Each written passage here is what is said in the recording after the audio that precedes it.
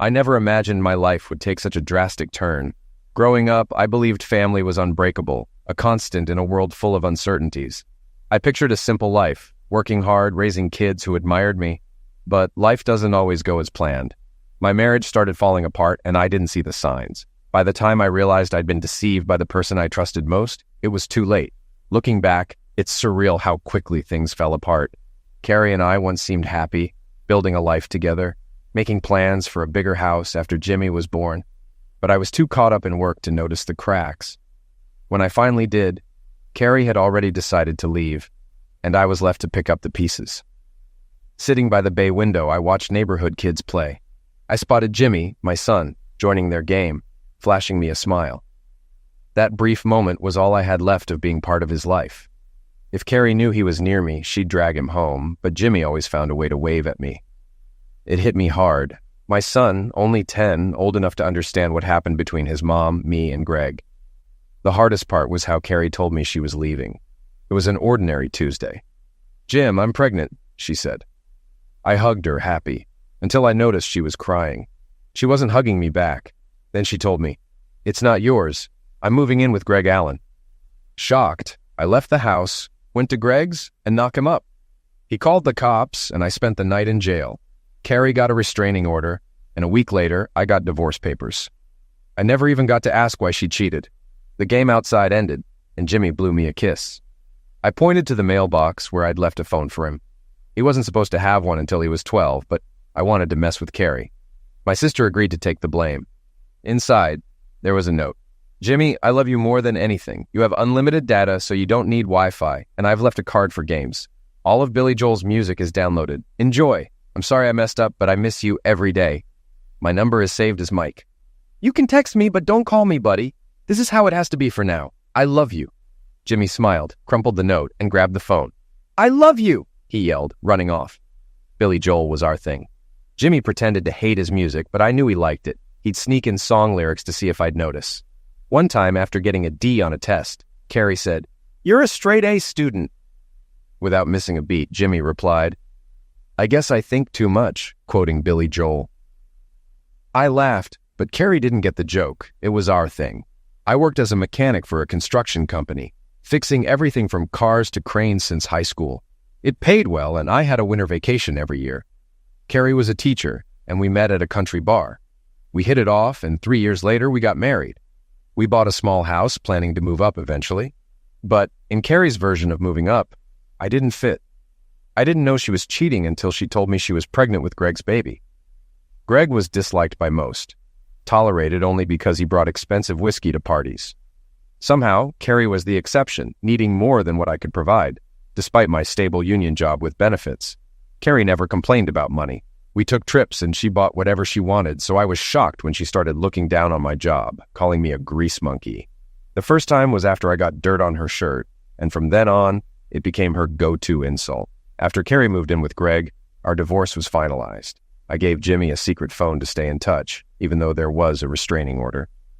I violated it once at a barbecue when Greg made a crude remark about Carrie's pregnancy, and I kicked him. Luckily, neighbors backed me up, and I avoided arrest, though the incident kept the restraining order in place. A month after giving Jimmy the phone, we texted daily, keeping things casual, never mentioning that I was his dad.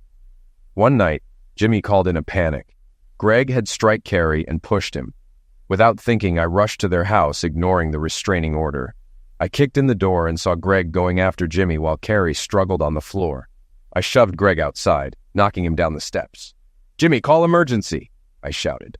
Carrie tried to talk to me, but I cut her off, telling her to focus on Jimmy. As I walked away, I remembered I wasn't supposed to be there. But before I left, I kicked Greg in the balls again, something I was starting to enjoy. Trey Jackson, Greg's neighbor, laughed as he watched me while his wife Ziona went inside to help Carrie and Jimmy. Another neighbor kept an eye on Greg. "What happened, Jim?" Trey asked as I sat down on the grass a little ways from the house. "Jimmy called for help," I said. "Greg struck Carrie and pushed him, so I ran over." "Damn, we heard the screams but didn't know it was that bad." "It's all right," I laughed. "Didn't even get a chance to knock him, just shoved him out the door." We chuckled until the police and ambulance arrived. Trey offered to explain everything to the cops, reminding them I was staying clear due to the court order. We all know you didn't deserve this, Trey added. Thanks, man, I said as the police questioned Trey, the neighbors, and a now-awake Greg. One officer cuffed Greg while another waved me over to talk. Are you Jim Spellman? The officer asked. Yes, sir. I explained what happened while the ambulance left, taking Carrie on a stretcher and Jimmy with a bandage on his forehead. Is my son okay? I asked. They're checking for a concussion, but he seems all right, the officer replied before continuing. We might need to take you in for violating the restraining order. I had to help Jimmy, I said. Screw that order. He stepped away to check his radio, then returned. Your ex-wife didn't want to address the order violation, so you're free for now, but it could change if Greg presses charges. I went home hoping Jimmy was okay, and briefly wondered if Carrie was too, but I pushed that thought aside. The next day, I called my lawyer, who advised me to avoid contact with Carrie or Jimmy. Later, my mom confirmed they were fine. Carrie had stayed in the hospital, and Jimmy was with her parents. A few days later, my lawyer called to tell me Greg was denied bail, likely because Carrie was pregnant and Jimmy was hurt. Surprisingly, Carrie's lawyer filed to lift the protective order. A court date was set, and I couldn't wait to see Jimmy. In the following weeks, Carrie called me several times, but I didn't answer to avoid jeopardizing the case. On court day, I cleaned up, bought a new suit, and shaved, wanting to make a good impression. The judge was thorough, asking tough questions about why I could see Jimmy now, but not before. After everything was explained, she rescinded the order. As we left the courtroom, Carrie approached me. Thank you for coming that night. If you hadn't, I don't think the police would have made it in time. Greg would have eliminated me. I wouldn't let my son get hurt, I said. She began to cry. It's all my fault. He wouldn't have been hurt if it wasn't for me. My lawyer approached, congratulating me on being able to see Jimmy again. Walking out of the courthouse, I felt like I was floating, and then I heard Jimmy yell, "Daddy!" I turned around, and Jimmy was already jumping out of Carrie's dad's truck, running into my arms. I hugged him tightly until he asked me to let him breathe. Dan, Carrie's dad, came over. Sorry I'm late. Traffic was bad, he said. No problem. I'm just glad you brought him. Where's Carrie? I asked. She ran off after court. I think she's gone. Dan added, why don't you take Jimmy for the day? Maybe we can have dinner and catch up. I hesitated. We don't have a visitation schedule yet, and she doesn't mind, I heard behind me. I turned to see Carrie, tears running down her face. Spend some time together, she said softly. He can even stay the night if you want. Jimmy eagerly asked, may I? Carrie nodded, and I thanked her, feeling a pang of sympathy for her, though I wasn't sure why. Despite everything, part of me still cared. With Jimmy out of school for summer, I took time off work to be with him. Carrie had moved back in with her parents after leaving Greg. One day, when she went into labor, I asked if Jimmy could stay with me longer. Her mom brought him over, and later, I got a call from Dan. Jim, she had a baby girl. You should come see her. I don't care about her baby, Dan. Shut up and come. It's important, he insisted. Reluctantly, I took Jimmy to the hospital. He wanted to buy a teddy bear for his new sister, and I let him, even though I was still bitter. When we arrived, Dan and Jane greeted us, and I learned Carrie had named the baby Allison, after my mom. I walked down the hospital hall and heard Carrie singing a lullaby she used to sing to Jimmy. It hit me hard. Entering the room, I was shocked to see the baby had bright red hair, just like mine. Greg didn't have red hair, but I did. Carrie tearfully said, I think I made a mistake, Jim. I couldn't deal with it and walked out. Back in the waiting area, Jane said, She's yours, Jim. You can see that. Prove it, I replied. Dan explained, That's why you're here. They've ordered a DNA test. You just need to give a sample. I shook my head. It won't change anything. She broke my heart. 3 days later, Jimmy asked, Can we visit Allison today? I hesitated, but he added, You don't have to come. Just drop me off at Grandpa's. I agreed. Then he asked, Allison has red hair. Does that mean she's your daughter? I'll know soon, I said. The test results should come today or Monday. Jimmy looked sad, then asked, If she's your daughter, will you love her? I love you, and if she's mine, I'll love her too. He paused, then asked, What about Mom? Will you love her? I laughed, pouring more coffee. Your mom will love Allison either way. Without thinking, I said, Your mom hurt me, Jimmy. She caused the worst pain a wife can give a husband. She got pregnant and left me for someone else. The love I had for her is gone. Jimmy was quiet before admitting, That wasn't the first time Greg hurt Mom. I was shocked. What do you mean? I've heard him slap her before, and they yelled a lot, he said, voice trembling. A tear rolled down his cheek. I hugged him tightly. I'm so sorry, son. I didn't know. Mom told him he wasn't half the man you are, Jimmy added. I let go and we sat down. She didn't want to be married to a mechanic anymore. She wanted more, a bigger house, fancy cars. That's silly, Jimmy said, making me laugh. Yeah, buddy, adults make stupid choices sometimes, he smirked. Don't forget your second wind, Dad. I raised an eyebrow. What? You'll figure it out, he said, running off to get dressed. Later, we headed to Carrie's parents' house. Jane answered the door, holding baby Allison. Hey, Jim, any news from the doctor yet? No, I replied, avoiding looking too closely at the baby. Jimmy asked eagerly, Can I hold her, Grandma? Of course, but sit down first. Babies are fragile, Jane said, smiling. Jimmy's excitement was obvious. Jane invited me in for coffee, but I declined. I didn't want to be around Carrie or the baby until I got the DNA results. Just then, my phone rang. It was the lab. Mr. Spellman, we've confirmed a positive DNA match. I hung up before they finished. Sitting on the porch swing, I stared blankly. Carrie had been pregnant with my child when she left me for Greg. I felt like I couldn't breathe. After a while, Dan came over. Are you okay, Jim? I'll never be okay, I replied. How could she do this to me? I loved her. Dan sat beside me in silence. Eventually, he asked, Was that the lab? Yes, I said, avoiding the truth. I wasn't ready to admit I had a daughter. Dan put a hand on my shoulder. Jim, it's obvious. Did you really need the test? I snapped. Yes. How could I trust that promiscuous you raised? I regretted it immediately. I'm sorry, Dan. I didn't mean it. Dan sighed. I know you're hurting. It broke my heart when you two broke up. I love you like a son. I know, Dan. I'm just angry. She was pregnant with my baby when she left me for Greg. I don't know what to do. Dan hugged me. Call your parents. They need to meet their granddaughter. I will, I said, stepping back. But I can't stay. I can't face Carrie after what she's done. Dan slapped me lightly. That little girl has a father, you. Don't forget that. I nodded. You're right. I'm just in shock. Dan softened. Take your time, but you'll have to face it eventually. Call your parents. I called my mom. Hey, Mom, can you and Dad come over for lunch? Turns out Carrie's baby is your granddaughter. What? We'll be right there. After the call, I asked Dan, Can I hold her? Dan smiled. Of course, I'll get her and Jimmy. I sat back on the swing, feeling anxious and ready to leave when Jane appeared, carrying Allison. She handed her to me, and as soon as I held her, my heart melted. She was sound asleep. Jimmy came running out, excited. Isn't she pretty, Daddy? She could be Batgirl for Halloween, I laughed. She sure could. You could be Batman, and she could be Batgirl, or Poison Ivy. Allison woke up crying, and Jane stepped forward. Looks like she's hungry. Carrie appeared at the door. I'll take her. She's bosom feeding, and I haven't pumped a bottle yet. I kissed Allison's forehead and handed her over. Just as I was about to leave, my parents arrived. My mom rushed over, tears in her eyes. She's feeding, Jane said, hugging her. Come meet her. My dad chuckled. Your mom's been crying since we got off the phone with you, Jim.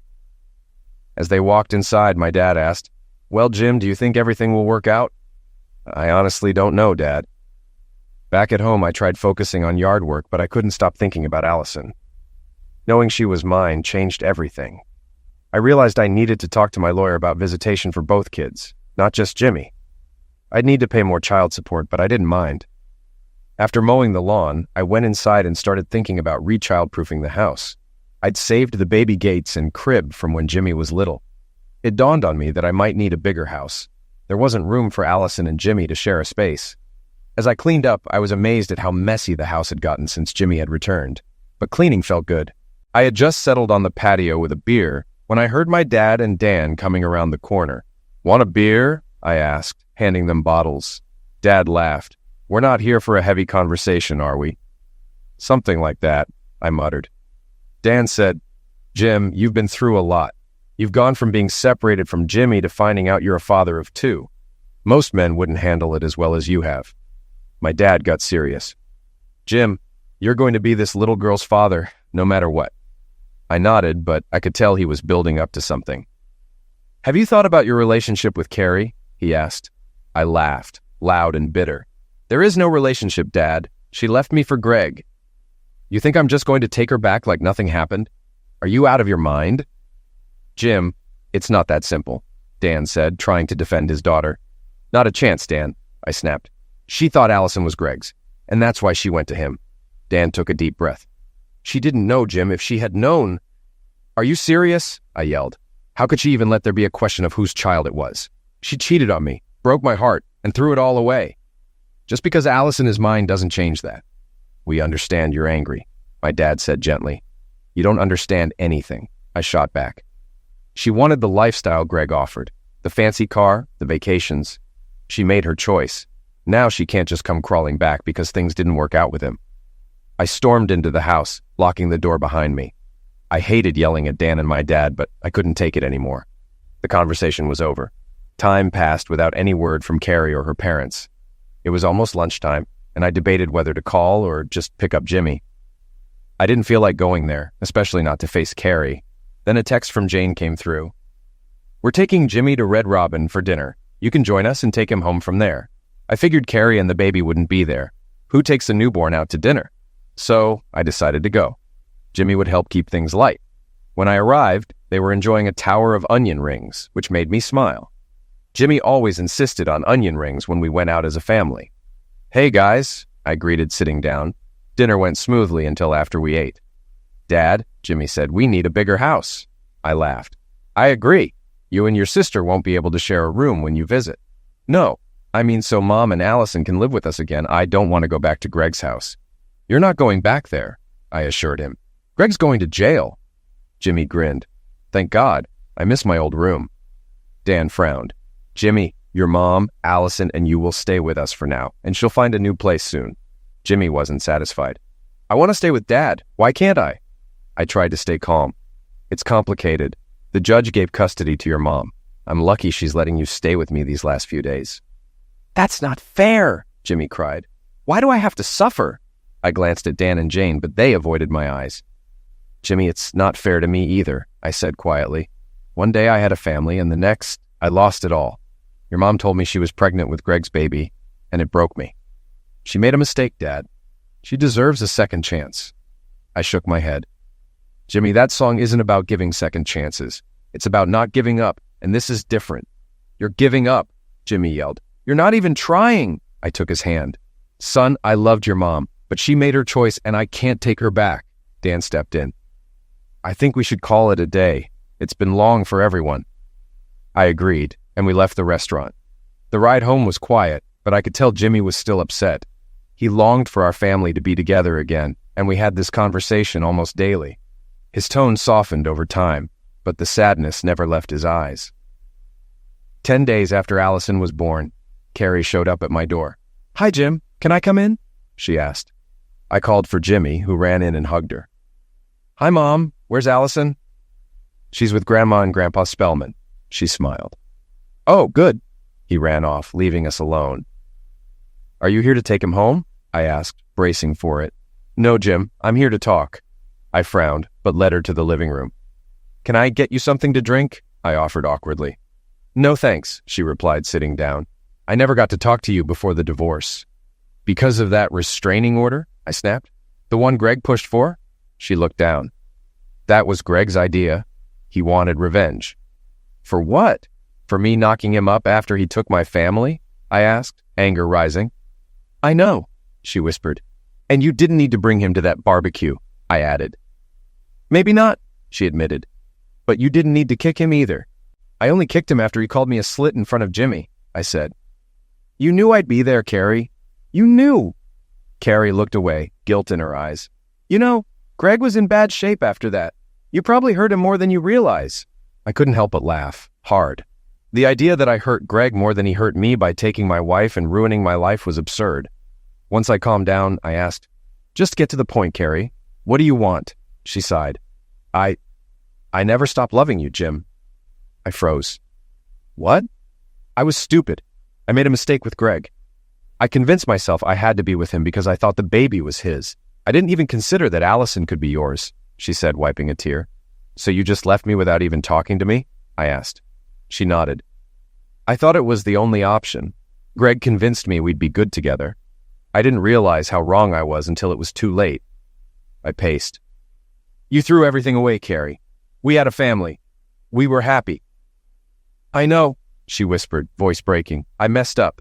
You did more than mess up. You took my son, slapped a restraining order on me, and now you want a second chance? She started crying again. I'm sorry, Jim. I know I don't deserve it, but I'm asking for another chance, for Allison and Jimmy. I shook my head. Carrie, we can't just go back to how things were. You broke my heart. We can be friends, but I can't take you back. She nodded sadly. I understand. I'm sorry for everything, Jim. She left with Jimmy. That night, I sat by the window, reflecting on how my life had turned upside down. I should have been content with having Jimmy back. But things were more complicated now with Allison. I loved her the moment I saw her, but Carrie asking for a second chance threw everything into chaos. My lawyer had already drawn up a visitation schedule and new child support agreement for both kids. But I worried Carrie might not cooperate. Her request for a second chance was the only leverage I had, and I had just shut it down. Later, Jimmy came home and asked if he could stay with me instead of going back to his grandparents. I explained that the custody arrangement gave him to his mom and there was nothing I could do.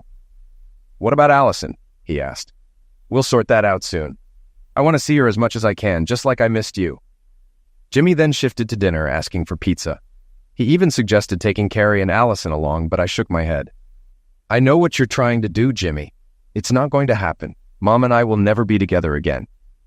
He shrugged and ran off. Later, I took him to Dan's house and asked to see Allison. Dan led me to the room where Carrie was rocking the baby. I whispered that I just wanted to see her for a moment. Carrie replied coldly, Take a good look because soon you won't see her again. What? I asked, alarmed. It's simple, she said. If you don't give me a second chance, I'll fight to make sure you never see Allison or Jimmy again. Just as I was about to yell, Dan placed a hand on my shoulder.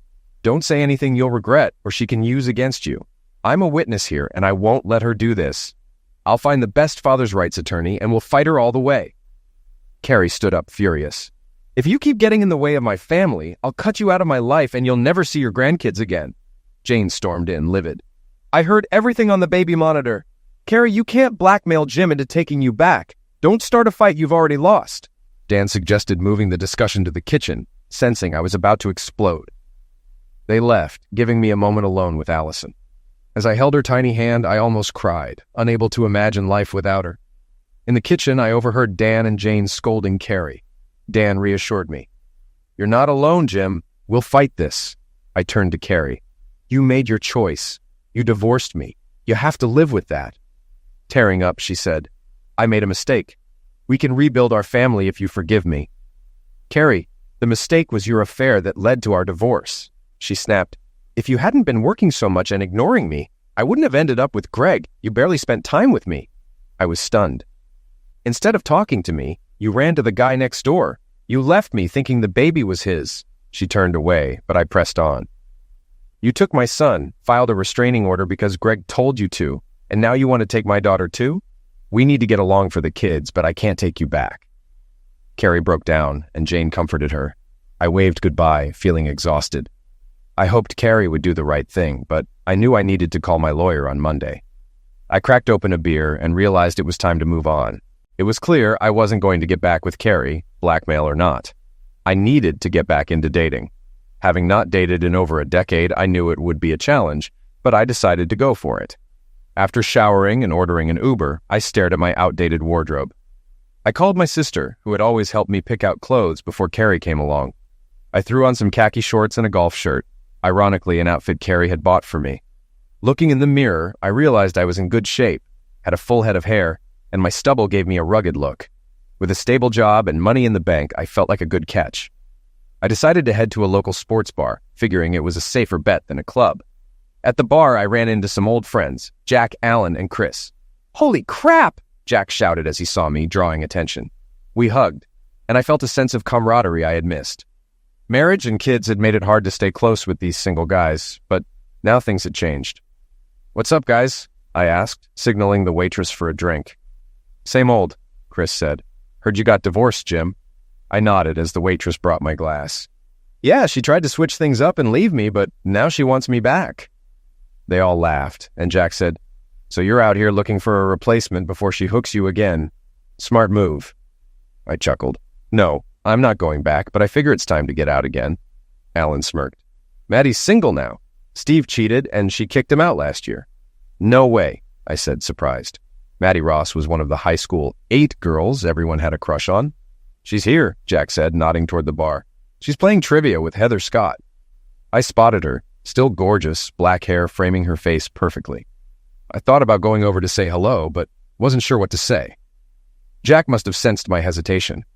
Let's go play trivia and grab a table near them, he suggested, and before I knew it, we were sitting close by. I ordered a pitcher for their table. The waitress smirked and said, "Good luck," making everyone laugh at my attempt to impress. I watched as the waitress delivered the drinks. Maddie smiled politely, while Heather whispered something to her. The guys started pushing me to go talk to them. Nervously, I stood up and made my way over, sweating and feeling like a teenager again. Heather saved me from saying something dumb. "Jim Spellman, if you buy drinks, you should deliver them yourself," she teased. I smiled sheepishly. I wasn't sure you'd remember me. "Of course we remember you," Heather said, laughing. "I thought you were married." I raised my left hand. "Divorced 6 months ago." "Sorry to hear that," Heather said, while Maddie straightened up a bit. I noticed Heather's ring. "You're married?" "Yep, 5 years now. I married Kevin Carlson, and we have twin girls." "I've got a 10-year-old son and a newborn daughter," I replied. "A newborn?" Maddie asked, surprised. "Yeah, she was pregnant with my child when she left me for someone else." Maddie looked stunned, while Heather said, "That's quite a story." I smiled. "Maybe one for another time. Trivia's starting, right?" Maddie nodded. "We never miss it. Want to join us?" I hesitated. "I came with some friends, but I'll check in on them." As I walked back to my table, Jack joked, "Go get it, Tiger," making everyone laugh. I glanced back at Maddie and Heather, who seemed to be arguing. Taking a chance, I returned and sat down.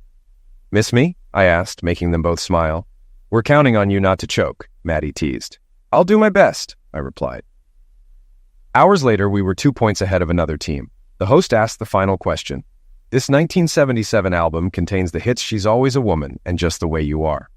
I laughed while the ladies looked confused. I scribbled "The Stranger" on a slip of paper and handed it to the host. Feeling confident, I winked at the professors on my way back. "That was the easiest question all night," I said, sipping my beer. "Maybe for you," Maddie replied, shaking her head. "I don't even know those songs." Heather laughed. "At least I know they're Billy Joel songs, one of my favorite albums, actually." When the host announced we won, we all cheered, celebrating our grand prize, a $1.50 bar gift certificate. I let the ladies take it for their tab. "Time for me to turn into a pumpkin," Maddie said, smiling. "Babysitter's calling." I stood up and asked, "Can I walk you out?" Both smiled and said, "Please." As we walked, Maddie took my hand and her eyes sparkled. I felt on top of the world. At the car, I kissed her hand and asked, "Can I get your number?" "It'd be my pleasure," she said, entering her number into my phone. We made plans for dinner on Saturday and trivia afterward. Heather laughed, "I'm still coming."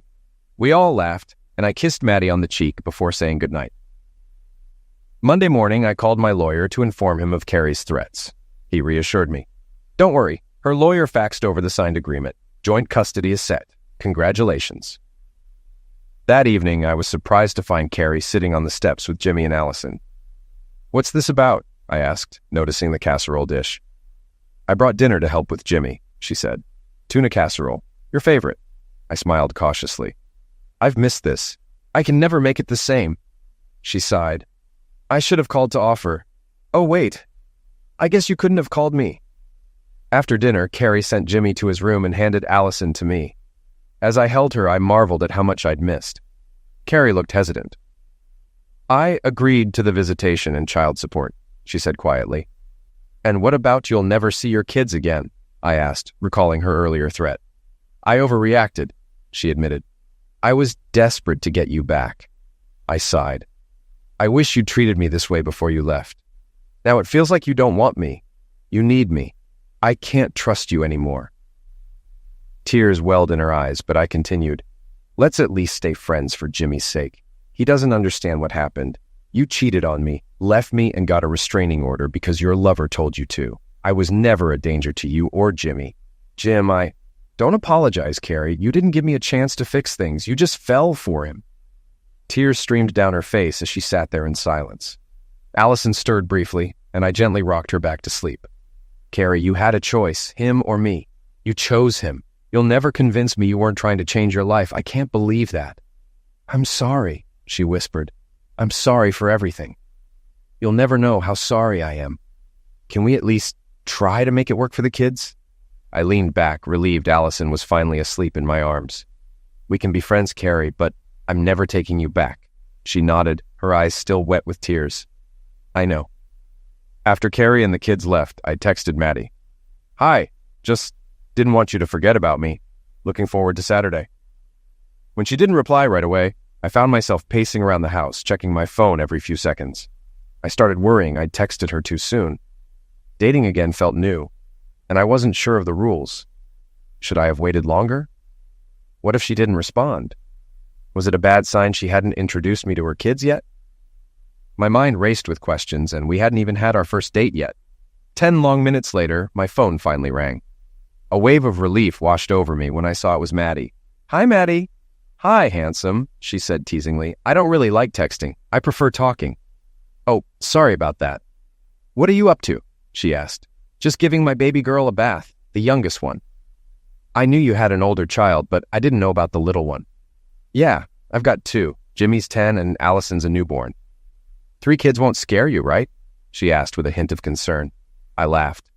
No, I love kids. You know I've got 2 of my own. Yeah, our older ones go to school together. Really? That's awesome. I don't remember seeing you at any events. I had a terrible schedule before, working second shift at the hospital. I just switched to first shift recently. Huh. Yeah, I remember you mentioning you're a CNA. Yes. That's part of what ruined my marriage, she sighed. Well, actually, my cheating ex-husband did, but he blamed it on my job. Sorry to hear that. Sounds a bit like what my wife used to say. How I worked too much, was too tired, the usual. We both laughed for a moment. That's all crap, Maddie said. They cheat, and then they blame everything but themselves, she continued. They justify it and hurt everyone around them. You know how many chances I had to cheat but didn't? I couldn't do that to my partner. But cheaters, they don't care. Yeah, I sighed. Carrie still tries to win me back.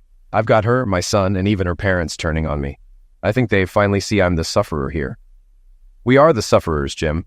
You haven't done therapy yet, have you? No, I admitted. Have you? Yeah, it helped a lot. I'll give you my therapist's name. He helped me move past the wow, that's me phase. You're still in it. You're way ahead of me. At least you've realized you need to move on. For so long, I just stayed home feeling trapped until I finally realized I had to start living again. For the kids and for myself. Well, she said, her tone softening, we make a good match. I laughed. That's for sure. I've been looking forward to Saturday ever since you kissed me on the cheek. Oh, shoot, Maddie said suddenly, her tone shifting. I have to go. Something's wrong with my 3-year-old. She's crying. No problem. Talk soon, I said, smiling as I hung up. I sat down feeling hopeful. Saturday couldn't come fast enough. When Saturday morning finally came, I called my sister. Hey, Jim, she answered cheerfully. Jenny, do you have time to go shopping with me this morning? I need to update my wardrobe. Oh my God, you have a date, don't you? She teased, laughing. I chuckled. Yeah, I'm going out with Maddie Clark tonight. Maddie Ross? Wow, she's beautiful. I heard Steve really messed her up when he cheated. Called her a witch. That's not true, is it? Don't be stupid, big brother, she said, still laughing. Of course I'm free all day. Let's do lunch at the mall and then shop. Sound good? Sounds great. Let's meet at Red Robin at noon, I suggested. As we sat down at the restaurant, Jenny eyed me curiously. So, Mom is thrilled to be a grandmother again. She's crazy about Allison. She visits her at Jane's all the time. Carrie's dropped her off at her mom's a few times, too. And how are you handling all this? She asked, her tone softening. Better. Carrie's finally stopped fighting, and I'm really enjoying my time with the kids. Jenny nodded as we ordered. So, you're moving on with Maddie? She's always been pretty, but not stuck up like some of the other popular girls from high school. I think you two will be great together. I smiled. It's funny. I went out last week just to see how it felt to be on my own again. I didn't expect to meet someone that night. It's almost overwhelming. I really thought she'd blow me off. Jenny smirked. Just be yourself, Jim. If you try too hard or fake anything, she'll pick up on it and you'll blow it. You're a good guy. Just use that. Thanks, Jenny. I guess I'm nervous because I feel out of practice. What do people even do on dates now? She laughed. Jim, Maddie's our age, not in her 20s. Just do what you do with Carrie. Dinner, a movie, maybe a bar with dancing, something low-key. She'll enjoy that. You're right, I agreed. Maybe I'm not as clueless as I thought. Jenny grinned. Oh, you're still clueless, but not completely hopeless. We both laughed, and I shook my head as we kept chatting. That evening, I walked up Maddie's driveway. A boy was playing basketball and tossed the ball my way when he saw me. I had to drop the flowers I was holding to catch it, which made him laugh. I guess you're not into flowers, I joked. The boy chuckled. Are they broken? Mom loves flowers. Roses are tough, I assured him. You're lucky. I'm Jim, by the way. Hi, I'm David. Don't tell Mom I made you drop the flowers. I won't, I said, smiling. Thanks for the heads up. David grinned and waved me in. Come on, I'll tell her you're here. As I stepped inside, I saw the living room set up for a sleepover, pillows and blankets everywhere, and DVDs by the TV. David ran upstairs, and a 3-year-old peeked around the corner with a sippy cup. She froze when she saw me, screamed, and ran to the stairs. David came back down, scooping her up. Sorry, he said softly. She doesn't like strangers. You scared her. I waved it off. No worries. My daughter's the same way. At that moment, Maddie came down the stairs, looking stunning in a long skirt and loose blouse. She took the little girl from David and smiled at me. This is David, she said. He goes to school with your son, Jimmy. Jimmy Spellman? David asked. Cool. He ran off, excited by the connection. Maddie touched her middle child's head. This is Samantha, but everyone calls her Sammy. Nice to meet you, Sammy, I said, smiling.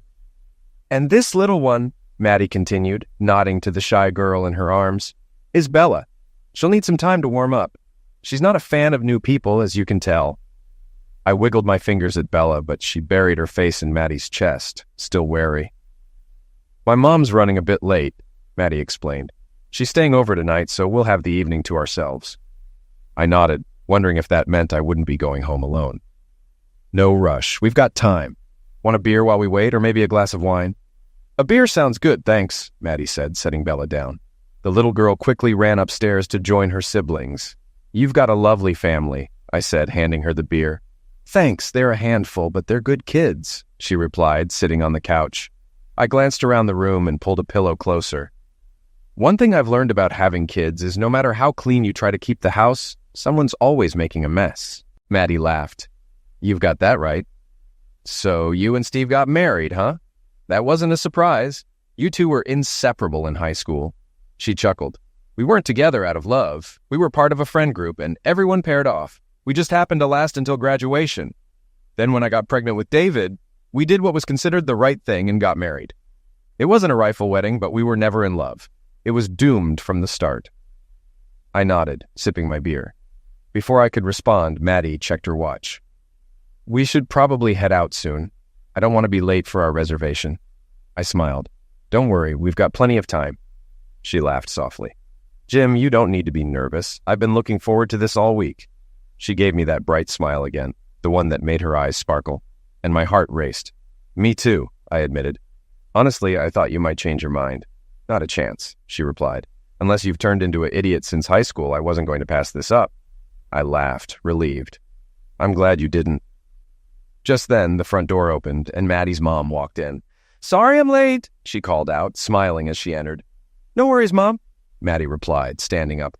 Mom, this is Jim Spellman. We went to school together. Her mom smiled warmly at me. Nice to meet you, Jim. Take care of my favorite daughter, or I'll come find you. I chuckled. I thought it was the dad's job to threaten me. Her smile faltered. My John passed away last year. I'm really sorry to hear that, I said softly. She waved her hand dismissively. Don't worry about it. Just have a good time tonight, though. Not too good, she added with a wink, making us both laugh. Maddie kissed her kids goodbye, and we headed out. As we left, Maddie's mom chuckled from the doorway. When we arrived at the steakhouse, Maddie and I settled at a table by the window. It seemed perfect for a casual yet meaningful evening. But just as we got comfortable, something unexpected happened. 2 tables over sat Dan and Jane, my ex-in-laws. The sight of them made my stomach drop. I wanted to bolt, but Maddie noticed my unease and asked, What's wrong, Jim? I sighed and motioned for her to sit. My in-laws are here, 2 tables over, I said quietly. She glanced back, and as soon as she did, they spotted us. I braced myself for an awkward encounter, but I didn't need to worry. They both smiled and walked over to our table. "Hey, Jim," Dan said, clapping me on the back. "Good to see you out and about." "Who's the hottie?" he asked, grinning as Jane held his hand. I smiled awkwardly. "Hi, guys. This is Maddie, my date. Maddie, these are my in-laws, Dan and Jane." Jane smiled warmly at Maddie. "Maddie, he's a keeper. Don't let him go like my foolish daughter did." Maddie looked startled, wide-eyed like a deer in headlights. Okay. I don't really know what to say," she stammered, clearly taken aback. Dan laughed. "Don't say anything. Just enjoy your night."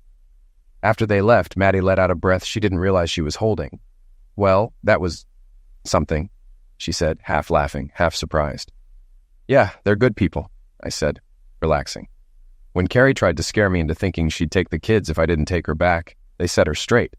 Maddie raised an eyebrow. "Do you really think it was a bluff?" "Not entirely sure," I admitted. "I think it crossed her mind and she said it out of desperation. But I'm not dwelling on it. She signed the custody papers and that's what matters." Maddie squeezed my hand gently. "Good. Don't forget what she put you through. But for the kids' sake, get along.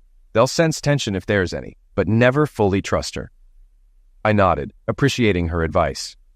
When the waitress came over, I decided to do something kind. "Can you send a couple of desserts to that table?" I asked, gesturing toward Dan and Jane. The waitress smiled, jotting it down. Maddie grinned at me, clearly impressed. We continued our dinner, swapping stories and laughing, and afterward, we headed to the bar for trivia night. When we walked in, Heather was already holding a table, and Jack and the guys were there too, giving me thumbs-ups when they saw Maddie laughing. I couldn't help but feel proud to be with her. Her laugh was infectious. "So, where did you two go for dinner?" Heather asked curiously. "To the Chop House," Maddie said. "You won't believe it, but his ex-in-laws were there and came over to our table." Heather's eyes widened. "Oh no! What did you do?" "Nothing," Maddie laughed. "They were actually really nice. They told me not to lose him like their daughter did." "Wow," Heather said, shaking her head. "First date of the year, Jim. You ready to defend our title?" "You bet," I said confidently, glancing at the elderly professors from last week. One of them nodded, and the other mimed a throat slash as if to say I was going down. I smirked, always loving a bit of friendly trash talk. "Well, we got lucky with that Billy Joel question last week," Maddie teased, nudging me. "No worries, ladies. We've got this." And we did. By the last question, we had a solid 10-point lead. The host tried to throw us off with a 12-point final question, but it was about a country singer Heather loved. She nailed it, securing another win for us. After trivia, we walked Heather to her car. Maddie and I wrapped in each other's arms. She felt so right in my arms, and I didn't want to let her go. It was a perfect night, and I hoped there'd be more to come. "Good night, guys," Heather said, giving Maddie a hug and surprising me with one too. "Drive safe, sweetie," Maddie called after her as she pulled away. Maddie turned to me, her eyes sparkling again. "It's still early," she said playfully. "You've got two options. Take me home and we can talk, or we can go to your place and have a little more fun." I wasn't about to mess this up. I took her to my place. Once inside, I offered her a drink. "Want some wine? I've got red, white, or beer." "White wine would be great," she said, settling on the couch and slipping off her shoes. I grabbed the bottle of Pinot Grigio I'd bought earlier, hoping for this exact moment. "Here you go, Mads, my favorite wine for my favorite girl." "Mads?" she asked with a smirk. "What, too soon for a nickname?" She laughed, clearly charmed. "No, not too soon. My dad used to call me Mads." "Oh," I said, feeling a little awkward. "I didn't mean to—" "Stop," she said, smiling warmly. "It's fine. My dad would have liked you." I smiled, sitting next to her and slipping my arm around her shoulders in what I hoped was a smooth move. "Nice try, Ace," she teased, laughing again. "Don't overdo it. I've waited a long time to find someone like you, and now that I have, I'm looking forward to dessert." We kissed, but nothing more happened that night. We waited until the third date to take things to the next level, after a romantic dinner at a fancy place she'd picked. Back at my house, I poured her another glass of wine, and we sat on the couch, talking and laughing like old friends. Later that night, she leaned in close and whispered, "Jim, show me your bedroom." As we headed to the bedroom, memories of the past year flooded my mind. The affair, the divorce, losing and regaining my son, Allison's birth. Now I had Maddie too. I knew I wouldn't let her go. We were two broken souls, healing together. It was too soon to think about the long term, but I was certain I wouldn't make the same mistakes. Maddie and my kids would come first from now on. Work would follow. As I drifted off to sleep, content and at peace, I could have sworn I heard her whisper, "I love you too."